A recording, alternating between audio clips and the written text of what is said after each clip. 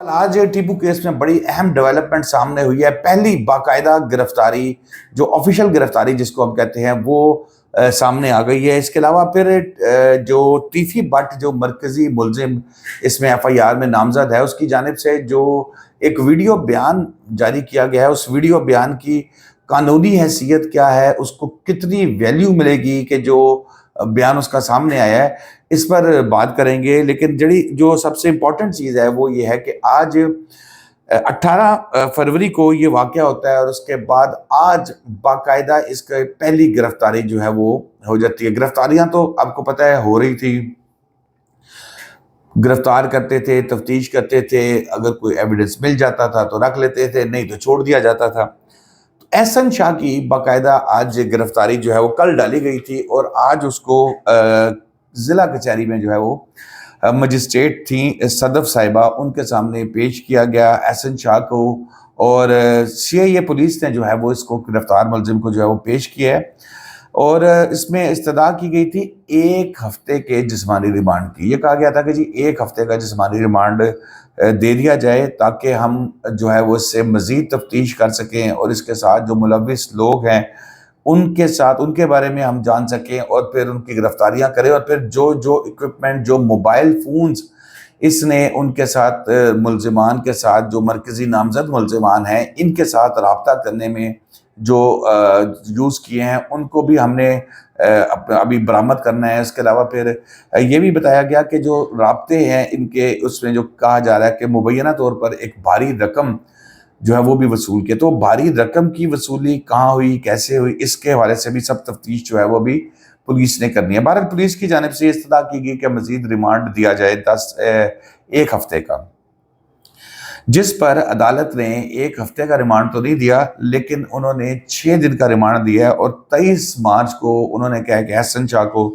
دوبارہ جو ہے وہ پیش کیا جائے گا عدالت میں. اور اب اس جسمانی ریمانڈ کے دوران اب دیکھیں سب سے پہلی تو چیز یہ ہے کہ جب میں نے سٹارٹ میں بات کہی ہے کہ جب باقاعدہ گرفتاری،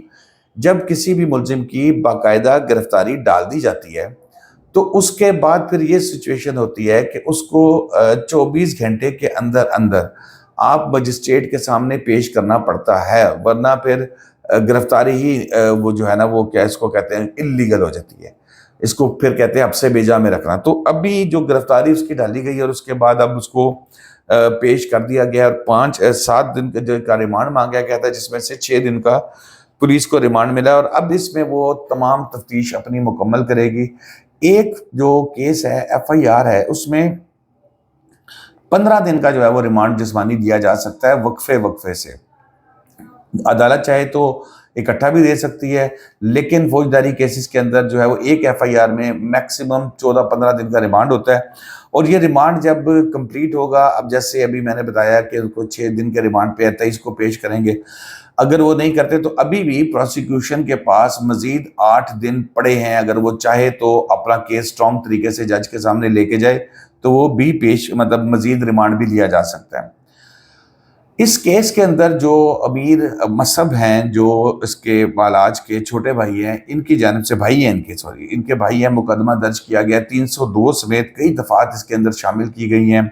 اور پھر اس میں جو نامزد ملزمان ہیں اس میں خواجہ تعریف گلشن، پھر اس کے بعد خواجہ عقیل سمیت 4 نامعلوم ملزمان بھی جو ہے وہ اس میں ڈالے گئے ہیں. اچھا جی، جیسے میں نے آپ کو بتایا کہ 2-3 روز سے 4 روز سے بڑا ٹیفی بٹ کا ایک انٹرویو بڑا وائرل ہوا ہے جس میں وہ بلاج اس کے مرڈر پر دکھ کا اظہار بھی کر رہا ہے اور وہ کہہ رہا ہے بڑی زیادتی ہو گئی ہے میرے سے، یا زیادتی ہو گئی ہے میرے سے، تو بھی وہ نہیں کہہ رہا. تو اس طرح کے بیان دینا اور پھر اس میں کہنا کہ جی میں ملوث نہیں ہوں. میں کل بھی ایک بات کہہ رہا تھا کہ اصل میں ایشو یہ ہے کہ اس کی کوئی قانونی حیثیت نہیں ہے. اب نامزد ہے وہ ایف آئی آر میں ٹیفی بٹ، تو اس کو کسی بھی صورت میں اس جی آئی ٹی کے سامنے پیش ہونا پڑے گا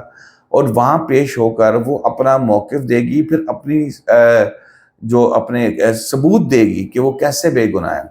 اس کے بعد پھر اس کے اوپر جی آئی ڈی کنسیڈر کرے گی. ایسے ویڈیو بیان دے دینا، اب ایک طرف تو جو اطلاعات ہیں وہ یہ ہیں کہ انٹرپول جو ہے وہ ریڈ وارنٹ اور یہ معاملات تیزی سے لے کے چل رہے ہیں، دوسری طرف پھر وہ تیفی بٹ کا بیان سامنے آ جانا، تو یہ تمام چیزیں نا مکس ہو گئی ہیں۔ ایسا لگ رہا ہے کہ بس صرف ایک سیو کرنے کے لیے سائٹ کو ان کی طرف سے بیان دے دیا گیا ہے، ورنہ 18 فروری کو قتل ہوتا ہے، 18 فروری سے نام آ رہے ہیں کہ ابھی تیفی بٹ، گوگی بٹ، تیفی بٹ، گوگی بٹ۔ آپ کو اس وقت تو بالکل خیال نہیں آیا، اب اچانک جو ہے وہ آپ نے کیا۔ بہرحال یہ تو فیصلے کرنا عدالتوں کے کام ہے کہ کون ملزم ہے کون مجرم ہے۔ ابھی تک کی قانونی حیثیت میں آپ سے یہی شیئر کر رہا ہوں کہ اس میں تیفی بٹ کے اس پیغام کی، اس میسج کی کوئی حیثیت نہیں ہے۔ جب بھی وہ GIT کے سامنے پیش ہوں گے، وہاں پر ان کی انکوائری ہوگی اور اس بیان کی اہمیت ہو سکتی ہے۔ تو دوستو اب تک کے لیے اتنا ہی۔ شاداب ریاض کو اجازت دیجیے، اللہ حافظ۔